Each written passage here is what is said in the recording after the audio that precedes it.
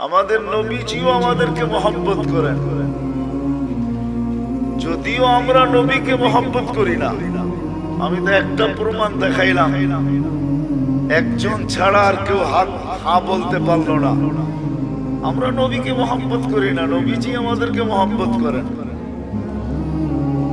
নবীজি আমাদেরকে মহব্বত করেন। মনে হয় নিজের আপন জনকেও এতটুকু মহব্বত করেন নাই যতটুকু উম্মতকে মহব্বত করতেন, করতেছেন, করবেন। নবীজি আমাদেরকে মহব্বত করতেন, এখনো করতেছে আর করবে। মহব্বত উম্মতকে। চলেন একটা মোটা উদাহরণ দিই, যদি বুঝে আসে। তাও হাদিস থেকে বানায় না।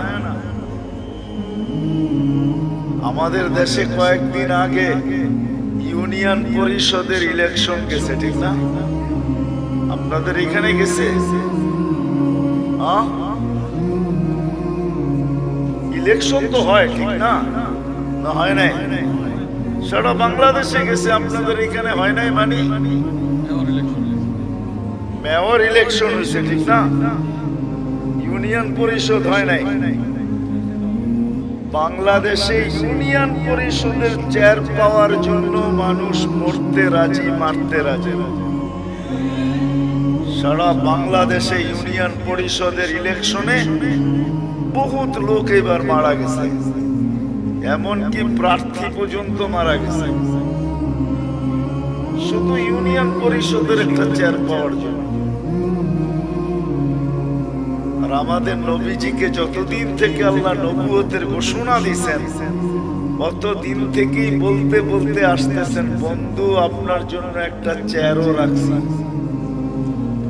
ওই চেয়ারটার নাম হইল মাকামে মাহমুদ। কি? ওই চেয়ারটার উপরে আর একটা চেয়ার আছে, আর কোনো চেয়ার নেই। ওটা হলো আল্লাহর কুরসি। আর কুরসির নিচে শুধু একটাই চেয়ার আছে, ওটার নাম মাকামে মাহমুদ। আল্লাহর রাসূল সাল্লাল্লাহু আলাইহি ইসলামের চেয়ারের নিচে আর কোনো চেয়ার নেই। আল্লাহ দুইটা চেয়ারই বানাইছেন, একটার নাম কুরসি, একটার নাম মাকামে মাহমুদ। কিয়ামতের দিন নিয়ে যাওয়া হবে, চেয়ারও লাগানো হবে। আল্লাহর রাসূলও চেয়ারের কাছে যাবেন, আল্লাহও বলবেন ডাইন পাশে রাখা হবে আল্লাহ, আর বলবে বন্ধু বসেন, কিন্তু আল্লাহর রাসূল চেয়ারে বসবেন না। প্রতি উত্তরে বলবেন আমি যদি বসি তাহলে আমি যে ভালোবাসি আমার পিপাসিত উম্মতকে যে আমি ভালোবাসি, আমার এই পিপাসিত ভালোবাসার পিপাসিত উম্মতকে কে পানি পান করাবে? বিদায় আমি বসবো না। আমি তো হাউজে কাউসারে যাব, নিজের হাতে উম্মতকে পানি পান করাবো, আর উম্মতকে বলে দিব লা তাজমান বাদাহা আবাদা, আর কোনদিন তুমি পিপাসিত হবে না। শুধু পানি পান করাবে, এখানেই শেষ না। আরেকটা দেখাইতেছি ভালোবাসা। নাইলে চেয়ারে না বইসা মানুষ চেয়ার পাওয়ার জন্য মরতে রাজি, মারতে রাজি।